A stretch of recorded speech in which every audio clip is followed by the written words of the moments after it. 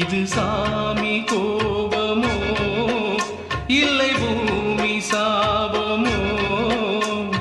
ராஜாக்கள் கதையெல்லாம் ரத்தத்தின் வரலாறு, ரோஜாக்கள் கதையெல்லாம் கண்ணீரின் வரலாறு. உறவுக்கும் உரிமைக்கும் யுத்தம், உலகத்தில் அதுதானே சத்தம்.